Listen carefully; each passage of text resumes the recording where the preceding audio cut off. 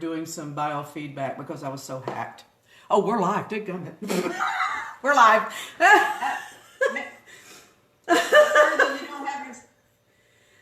We are live? Yeah, we're live. Okay.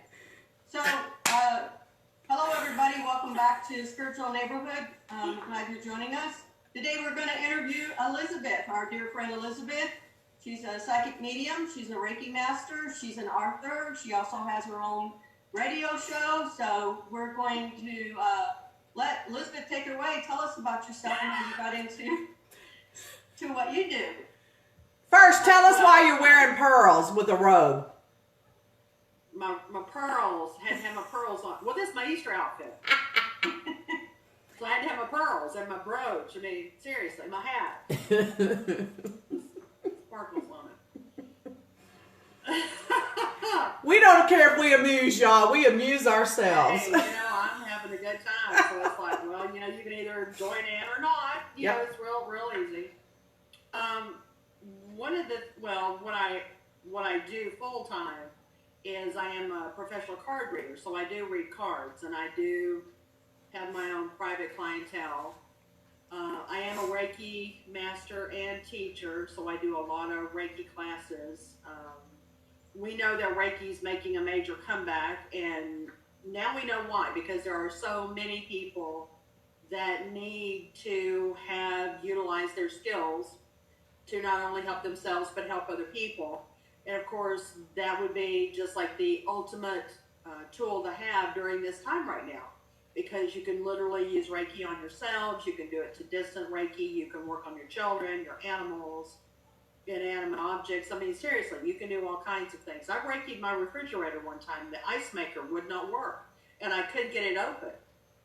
It was actually frozen solid, and it was like, that was a major complaint on this particular brand. So I used Reiki on it, and several days later I heard like a loud kind of a pop, and I went in there and I thought, I'm just going to try this and see if this will work. Sure enough, it started working. So is that a question? Yeah, yes. I had a husband that wouldn't work, and I did Reiki on him, and he went to work. Okay, so there you go. Just use it on inanimate objects, as we said. Get them to move forward. I'm also a hypnosis practitioner. I'm working with someone right now to help her go through some really challenging times, as well as using Reiki. And I do have I have 4 radio shows. I'm sorry. I have 4 radio shows, and then I have this as well. So I'm a producer for one of the projects, and Chuck Murphy and Chuck will be on tomorrow, and we have a new radio show called Ghost Talk. Yes? Elizabeth, hang on a second. Yes, you. Hang on, Elizabeth. Before you go any further, Deborah, we're not on the screen. Well, look now. I've adjusted it. Let me see.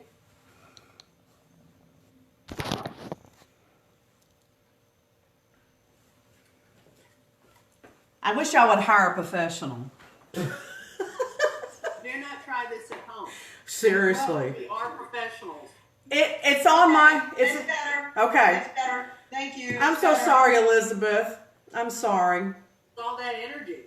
Well, we've talked about that before. I mean, we know that energy is powerful. It just happens. So I don't know if you want to kind of back up a little bit, because it was not only kind of hard. I mean, we couldn't see you, but we really didn't hear you as well.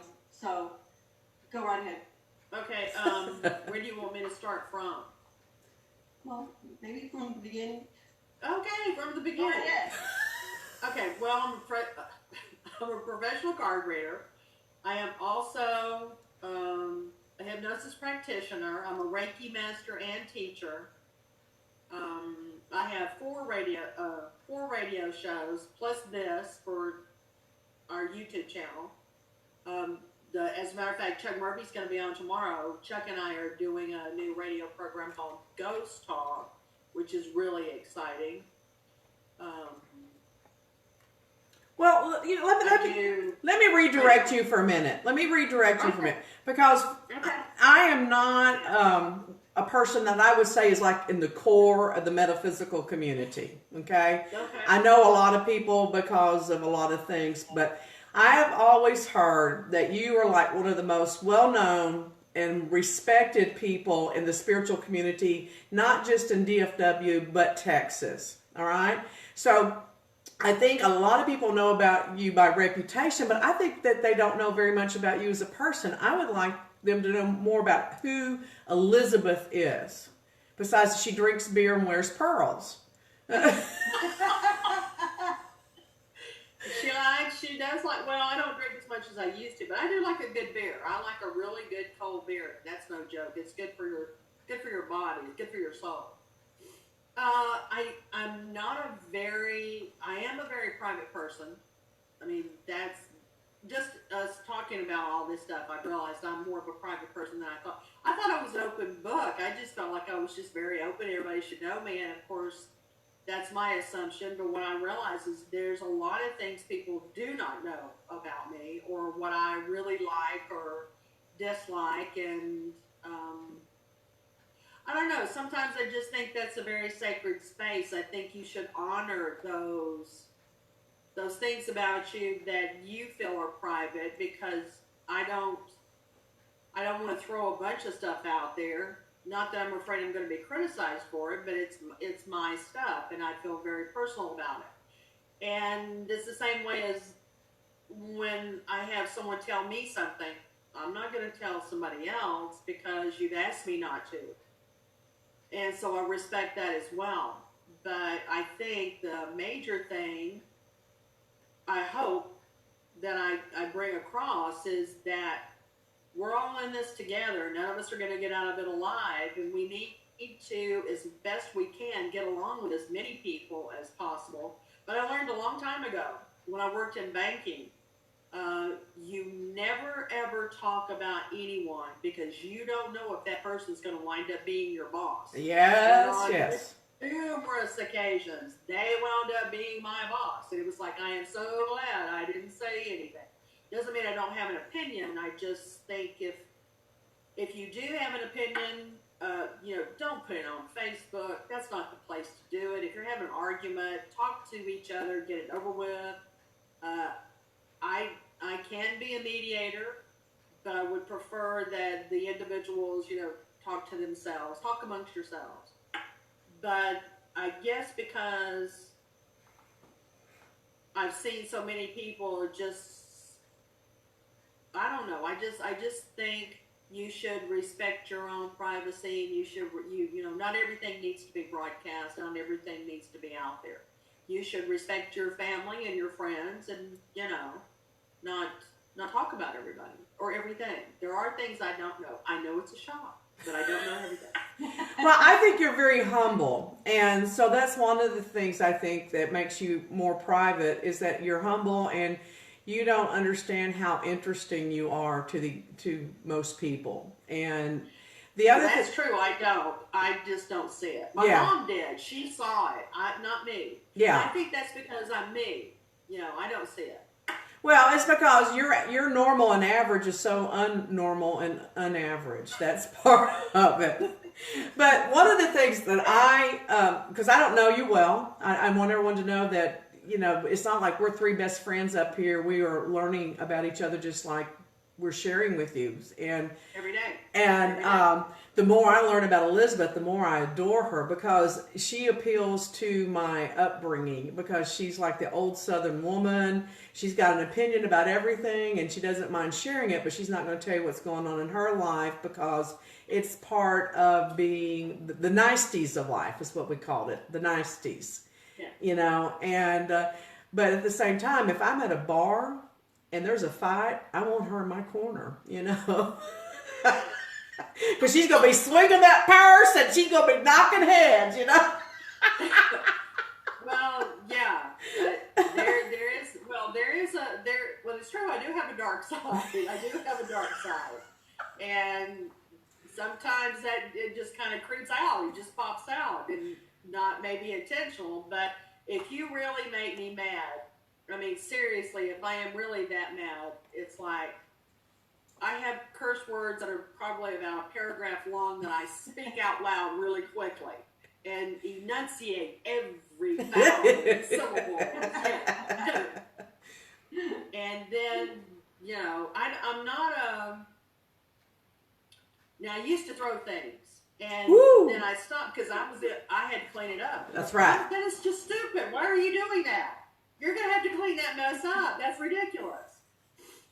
And so I don't do that anymore. And I don't hit things or people. I don't do that. But I do have a mouth when provoked. Do you have a gun?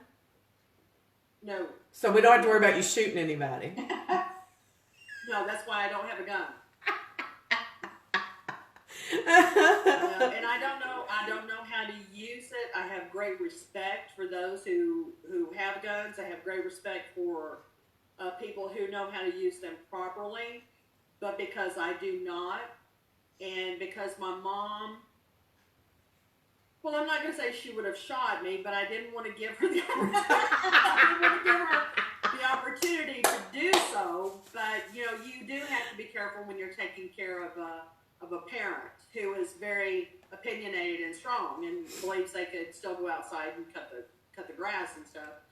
But I have a great respect for that. I have a great respect for people in law enforcement, the fire department, those, you know, people that are the first responders and stuff. But I leave that to qualified people. I do not know how to use those. I was raised with the idea that Southern women had the right to shoot at Southern men. Well, I was kind of raised kind of like that. Of course, my heritage. Now, my grandfather had a gun, and we would go out and we would, you know, watch him shoot because we weren't allowed to. But as we got older, we were allowed to shoot a gun. But my grandfather was, you know, a little bit cocky. He just thought he could do all kinds of things and do them well, which most of it he did. But he took my grandmother out to, they had a lake lot. And he took my grandmother out to the lake lot, and he had, you know, like a, I don't know, shotgun or something. 22. He had a 22. And so they see a rattlesnake, you know, kind of come out of the woods and stuff and get to the dirt road. And my grandfather said, well, Elizabeth, let's just shoot at that snake. So my grandmother's going, Hoyt, I don't want to do that. My grandmother's, yeah, let's just try that. So my grandfather, you know, shoots at the snake, misses it. Ooh. Shoots it again, misses it. So he said, okay, you try and see what you can do. So my grandmother gets obviously, she gets the gun, lines it up, shoots that snake right between the eyes. Bam! Said, okay, we're done. That's it. So he had enough. That was like, okay, we're good. Just making sure you knew how to use it. That's all, you know. So it was so bad. My grandmother would tell the story, but he wouldn't tell the story. Go figure. Like she really vested him really well. Well, you know, you have a good Southern name. A lot of Elizabeths in your generation, the generation before that. That was my grandmother's name, actually, Viola Elizabeth. So it was passed down. It was my grandmother's name. Was my mom's name. And as I told my mother so rudely, this is where it ends. Yeah, it's like families get stuck, and they used really happy with that. But I said, yeah, and that's where, you know, the heritage stops with me. It's not, you know, I'm not doing that. But you know, there was a decision maker with my name. I changed my name to my first name when I turned 50. And I did that because it sounded to me more professional. I was just getting into the business, and I needed to feel like my name was important to me. And Elizabeth sounded like she knew what she was talking about. Elizabeth sounded like she had authority. And Elizabeth was somebody that I felt like people could confide in because she was, or is, you know, that name would be substantial. And seriously, after I started going by Elizabeth, everything in my life changed. Everything changed in a good way, not a, you know. negative way. It was a very good one. Do you think it's just because you were willing? My all-time dream. I was My just all-time dream of everything was to be in radio. wow. So that's your passion? That was- Is that the thing that you most love about what you do? Yep. Then, of all the things, Yep. is radio. And you're Yes, doing I it. love radio. You're I doing love it. So what do you do And for I'm fun still though? doing it. When you're not doing the things that you love for work, what do you do for fun that you love? Oh, wow. Well, that's a good question. My all-time favorite thing to do, I mean, in seriousness, the thing that I really like that touches my soul, let's say that, is to be on the beach and watch the waves come in and out. That is my all-time favorite thing to do because it just triggers that Piscean nature, I guess. But that's my ultimate destination, is to be on the beach, like in a beach house where you can look out and see the waves rolling in, and, you know, going back and forth, and walking on the beach, looking for shells, sand dollars, anything that pertains to the beach, sunrises, sunsets, whatever. I love it all. And to me, that's what I would do for fun. In the meantime, what I do is I don't read well, so I'm not a reader. I scan everything. I don't. If you say you've got to read this book, I almost get petrified because I do not read well, and I never was able to read really well, even from elementary school. It would overwhelm me. There was so much of it to read. And it was like, instead of just scanning, I would read every word. It's like, oh, I hate this.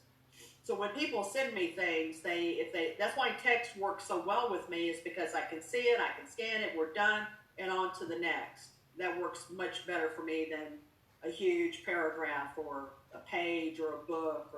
So I don't read. I mean, that's not something I do. But I do love research. I love to look up stuff. So all these memos that I've Me sent and the internet have a really good connection. So I love it. all the memos that I've sent you in the past, you haven't read them. I've scanned them. I don't read them completely. No, I don't. Good to know. So, Good to know. Yeah, I'm just letting you know. So, surprise!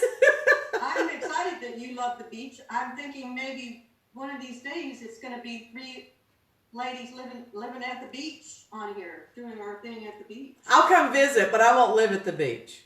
Oh gosh, I would. No, she won't. She'd visit. That's not where she would go. No, I'm a That's river. where I would go. I'm a river person. I like being by the river. You know, Well, obviously, look, you got a raccoon on your head. I do. I love the woods. I love being in the mountains. I love rock-bedded rivers and, you know, things of that nature. Arkansas, to me, is heaven on earth when you're up in the mountains in Arkansas, because they're not. Well, and I do agree. It You know, is beautiful. I So, love mountains. I love mountainous areas. Of course, I was raised in the South, and we were, you know, right there at the start of the Appalachian Train. I mean, that was like, oh my God, we're right there. And so, to me, when I lived, you know, my grandparents' house was actually on top of a mountain. And you could just look out forever. Oh my God, it was just absolutely gorgeous. Had some of the best sunsets ever because of that. And it was like, oh my gosh, that's where I need to live. But then I was introduced to Panama City, you know, in Florida, and those beautiful white beaches, and that's where we would go.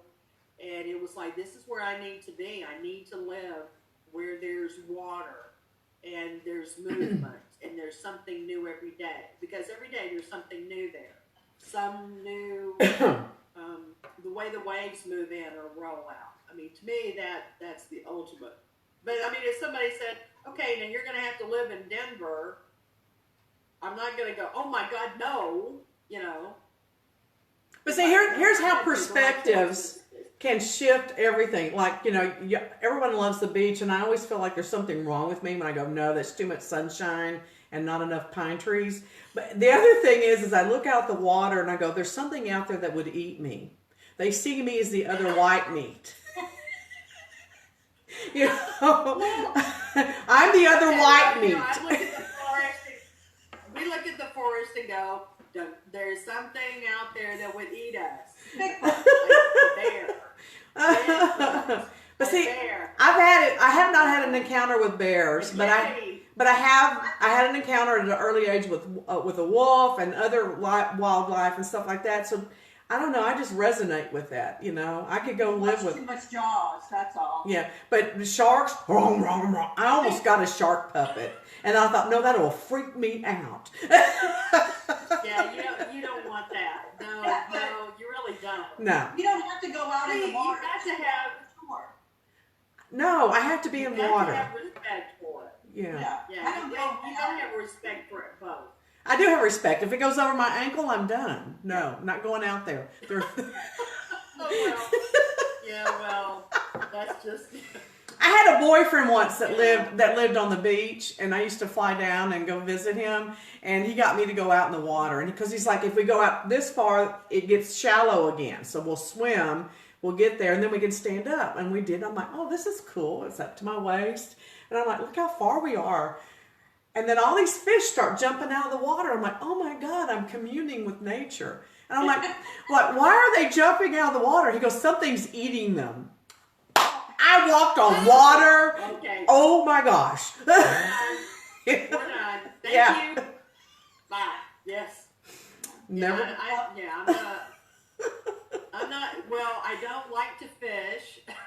If I catch something, I won't take it off the hook. I won't bait the hook, first of all. You don't fish. So, and I don't eat any seafood. I mean, I would probably get there and be like the size of a pencil by the time I come back, because I don't eat seafood at all. The only thing to me that it resembles seafood is hush puppies. I love hush puppies. Oh. That's But hush puppies go with catfish. That's seafood, okay? But hush puppies go with catfish, not with seafood, but they go with catfish. Yeah, I don't do that either. And when I was younger, when we were hungry, yes, I did. I would eat fish because that's what we had. And when we were growing up, we would go out and catch, fish, and that's what we would have. And of course, my grandmother was a fantastic cook. My mom was a fantastic cook, and so it wasn't bad. But I said right after that, just like, no more. That I don't like it. I don't care for it. And so I don't eat seafood. And the last time I did eat something from like a seafood type situation, I got sick, and it was like, okay, seriously, I cannot eat that. But you want to live on the beach. I can't eat. You want to live on the beach. Yeah, I mean, margaritas or You just want to drink. On the beach, They have fried chicken out there. They have hamburgers and fried chicken out there. Ah, they don't have any Yeah, pine I mean, trees. I could go to a chicken place. It's not that difficult. Or Fresh fruit fruit out there. All right, Elizabeth, you got some classes that So you I want. can survive. You've got some classes that you have that you're planning that are coming up in the near future. What classes do you have planned? Well, I just talked to a client that lives in Florida, and she wants to take my the Lenormand deck class, learning how to read cards, Cool. which has been a real big success for me. I've done, I think, 4 or 5 of those classes already. And it's a one-day event. I mean, it's a smaller deck. It isn't as many as the tarot, but I enjoy the reading for people. I enjoy parties, and that's my go-to deck. And Do you have it there with you right now? now? Getting into Do you have it there with you right now? Show us a card. Show us. I've got my deck, yes. Show My us. cards, yes. Closer, please. Oh, See, it's yeah. the tree. Yeah. It's all about the heritage. It's all Now, about the heritage. if you do this class, is it going to be... This is great success. Oh. So are you going to do this virtual, or are you going to have to wait till the quarantine's over? No, I'm gonna start trying it on a virtual basis because I'm doing classes now. We're actually taking we're doing a lot like what Gail does with CJ, and we've been doing this for quite some time. actually doing card spreads. I'll go through and find a card spread that I think would be interesting. Everybody comes online. We go into my Zoom classroom and we do spreads. I mean, okay, here's the spread, and this is what we're going to do. And so what's the first one? And each one has an opinion on what that person drew. I mean, we can say, no, I don't think that sounds like you, but what if? Or what about the possibilities of? So I know it can be done. So when she said CJ, Elizabeth's referring to CJ Spur, who has a group on Saturday mornings, and PJ. Sorry, I don't know them personally. I got it. I'm sorry. I apologize. I'm terrible with names. No, that's okay. But if you were, wanting to contact her, that would PJ, like jammies. Yeah, exactly. That's what we're wearing. Yep, like jammies. So we're doing today. Anyway, so we are going to have some virtual classes coming up with all of us participating and stuff, but I'm interested in that. That's really cool. I'm always looking for new cards to use at parties and things, just because I get bored, Well, one of the things we did just this past weekend, I said, okay, find a deck that you have no idea how to read. And I'm going to have a spread. And then you're going to have to answer that spread with your cards. And it was absolutely fantastic because it really made you stop and think. So you're not going, okay, stay married to it. This is like the ring card. Stay married to it. Make a commitment, blah, blah, blah. It's just bam, bam, bam. You're so used to your response or your answers. And this way it was like, I don't even know what this card means. What does this card mean? And you would have other people go, well, basically that would be, whatever, and continue on. But to me, let's do something that's fun. Let's do something that you can also use as a tool. Now, this is just another tool to put in your toolbox. This is one of many. Right. Just one of many. One of these days, I'm going to bring online, with one of our interviews, some cards that Sharon gave me. They're called Synocracy cards. Synocracy. Yes, that would be awesome. There's 100. That would be awesome. I can't master them yet because I get frustrated, but there's 102 of them. They're a half-inch little square on cardboard, and they look like children's drawings. Okay? Yeah. And some of them are very obvious because, like, it's a candlestick or whatever, and then others are like, what in the hell is that? So you got to look it up in the book. And frankly, it is one of the most thorough and intense and detailed readings I get when I do these. But I haven't been able to lock my head around it without using the book for some reason. And I've never had anything. I could even do playing cards. This throws me off, and I would love to see y'all's reaction to these cards because they don't even make them anymore, I don't think. So.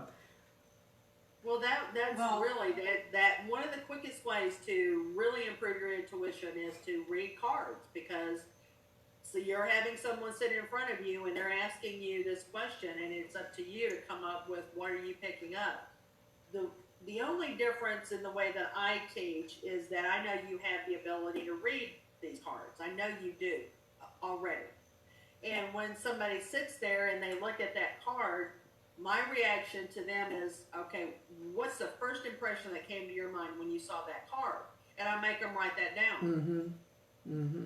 And then I say, okay, now the actual meaning of that card is blah, blah. And then they go, well, that's not what I see. I'm going, exactly. And after using these since the 90s and all that stuff, I started out with old gypsy fortune telling cards. And the reason I started out with those is because my mentor, Samantha Lawrence Key, used to read with those. And I went to her so many times that I could read them backwards, because to me they were upside down. Right. And she said, maybe what I need to do is teach a class and you need to come. And I'm going, okay, that sounds great to me. And she did, and I realized I really could read them. It's like, oh my gosh, I can do this. And her suggestion to me was the same as what I suggest to my students. What's your first impression? What does that make you think of when you see that? How do you feel about that? And then that's your guideline. And then this is what it actually says from the creator. This is what their intention was. What does that mean to you? And so my students read a lot differently than a lot of people because they're going by their intuition. they're using their knowledge, their skills, but they also know what the card actually means. So they got, you know, the best of both. But it's a great tool to have. It's a great tool to practice with, especially to ramp up that intuition, because you can sit there and, you know, I don't know where this is coming from. I've got this message, and you go blah, blah, blah. And as we all know, we're just using cards to keep people from thinking we're crazy.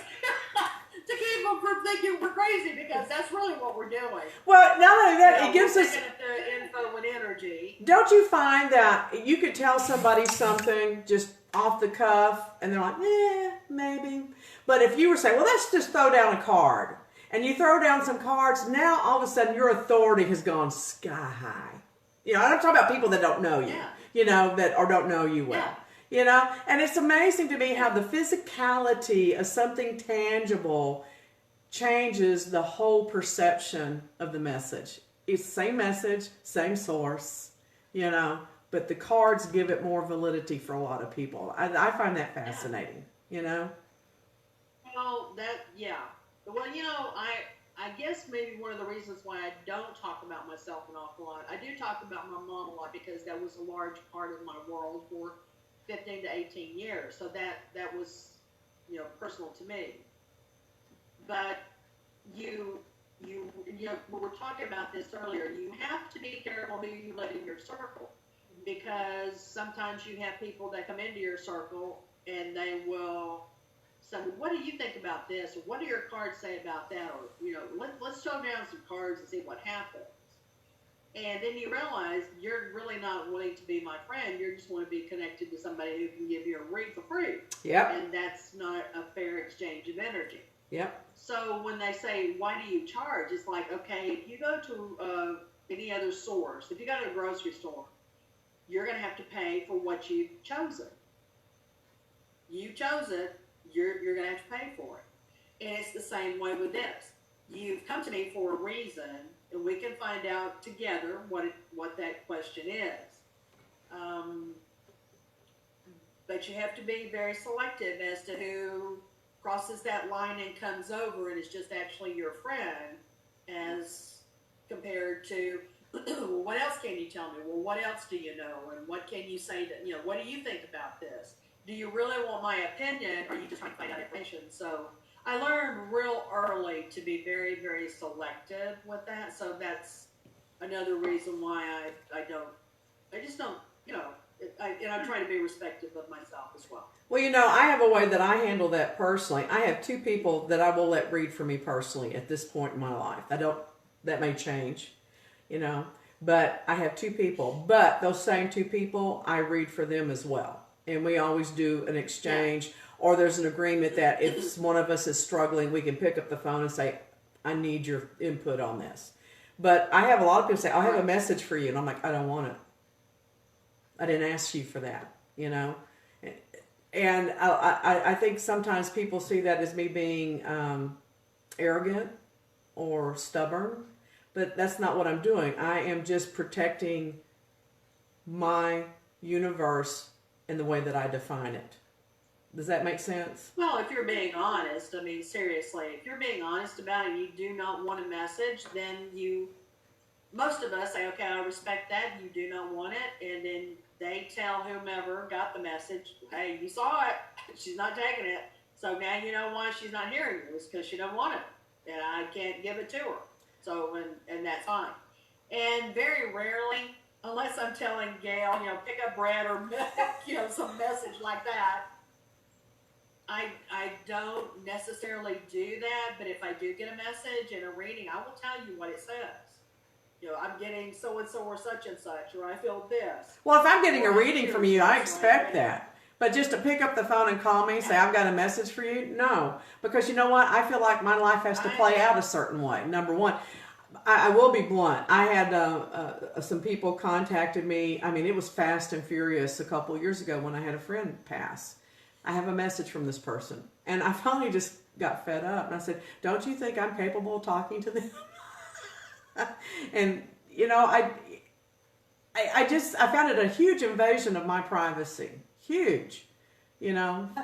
but if you're talking about the person that I think you're talking about, I could see how that would happen because it was something that you journal a lot on Facebook about your emotions and what you're going through and the loss and stuff like that. And I think people, feel compassion and feel like they want to reach out to you and help you mourn that loss and help you get through it. So I don't necessarily think it's a thing where they're trying to cross boundaries, but they're thinking, I see Deborah hurt and I want to help her and I want to pass this on.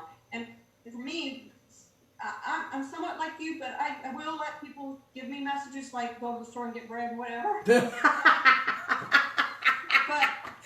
give me a love while you're at it. Oh my God, that'll never be done. But well, now if somebody says I've got a message from your mom, I will sit there and listen because I don't know. I mean, that could be a really legitimate message from her. But is this someone you know? Everybody. Is this from someone you know or a stranger? Okay, my point was I didn't know. I didn't know these people. From a stranger, I would literally go, okay, and what else? And what else? And what else? I mean, I would literally ask a bunch of questions. Well, I'm a stranger who doesn't even know you, and if they can give you, I would listen. Okay, so here's why I had this reaction. This is when I was 7 years old. There was a gypsy fortune teller at the Four States Fair in Texarkana. Okay, and she was there every year. Set up her little tent, told fortunes. My cousin and I were running past her tent, and she ran out of that tent and grabbed me by the shoulder, scared the crap out of me. Okay, and proceeded to tell, because in Texarkana the gypsies are revered and feared. Okay, they just are, and so even now the older people still feel that way. And she proceeded to tell me my future in detail till the day I died. Wow. And normally gypsy fortune tellers have the reputation of not telling people fortunes without getting paid. So why she felt the need to tell this 7-year-old girl this, I don't know. Every single thing this woman told me came true. And there was a lot of negative there. A lot. Okay? The only thing that she told me that I was really thrilled to hear was that I was going to live to be over the age of 95. I was glad to hear that. So as a person who studied psychology and spirituality and the power of the subconscious and, understanding the mode of operation that people have and where we are holistically, I still to this day ask the question, did she tell my future or did she plant ideas in my head because I was impressionable? And so I'm just very careful about what information I let into my life because of that. Well, and that's why you have to be very, very selective. If you get a reading from someone and it rings true with you, then accept it. If it does not ring true with you, then don't. But I'm also honest about things. If I try to read for someone and we don't connect, I tell them we're not connecting and I'll refund their money. I mean, it's no great sacrifice at all. If you can read for someone, that's great and wonderful. If you can't, there's nothing wrong with saying we're just not connecting. And a lot of times people that are very closed off, I have a difficult time to read, and I don't see any reason in sitting there stressing over this, trying to figure out, this information, when they could literally go to another individual and that individual could go bam, bam, bam, and they say blah, blah, blah, which I think is great. So I refer my clients, if I can't read for you, I will refer you to someone else, because there's a few in our community that I respect highly, and I refer these people, to those. But I think you need to be honest about it. I think you need to be upfront. Like, don't ask me a question that you really don't want to get an answer for. Don't do it. Don't ask me, because I'm going to tell you, even if it's not good, because you've asked me. You've opened up that door. What I do not want to do is talk about death. I want to know when you're going to die. That's not my business. That's between you and whomever. But I do know sometimes in my generation now, we've got parents that are older that are losing ground, obviously, because they're getting older, and they will say, I feel like my my dad's going to cross pretty soon. Can you kind of give me an idea? Absolutely, I'll help you with that. Well, see, I had someone help me with that. I would let you read for me because I trust you. I would let Gail read for me because I trust you. So I'm always curious about people that will go to people they don't know for readings, and allow people to give them very private and very deep information with people that they don't even know. That fascinates me. That's why I'm always fascinated by the people at parties, because we do the corporate events and they don't, they come for entertainment, and we try to be entertaining, and we are entertaining, but I always try to give them messages of value.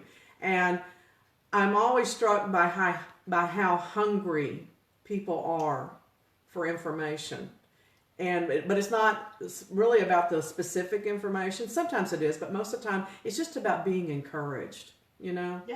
Oh, yeah. Just being encouraged. That is a huge piece of that puzzle. A lot of people come to me because they feel like they're not doing their job.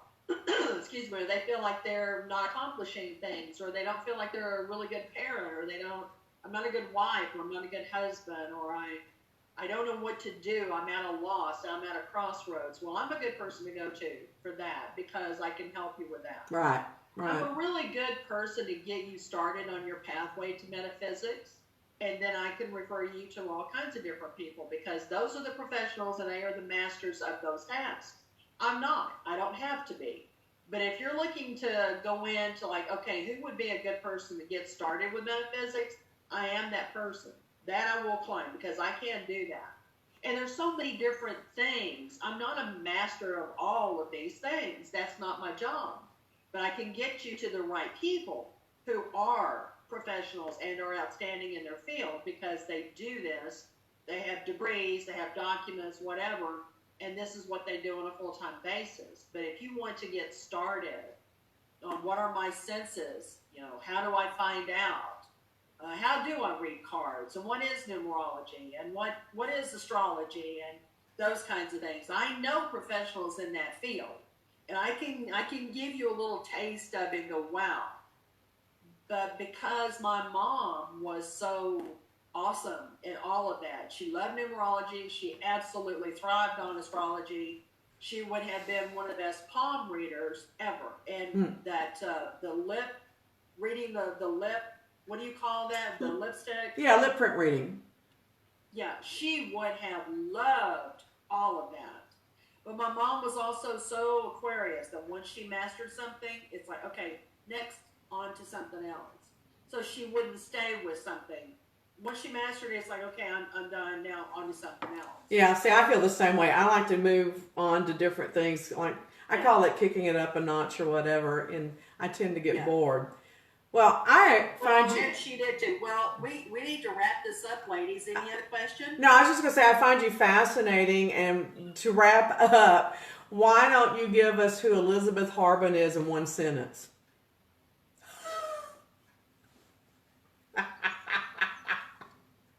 Humor.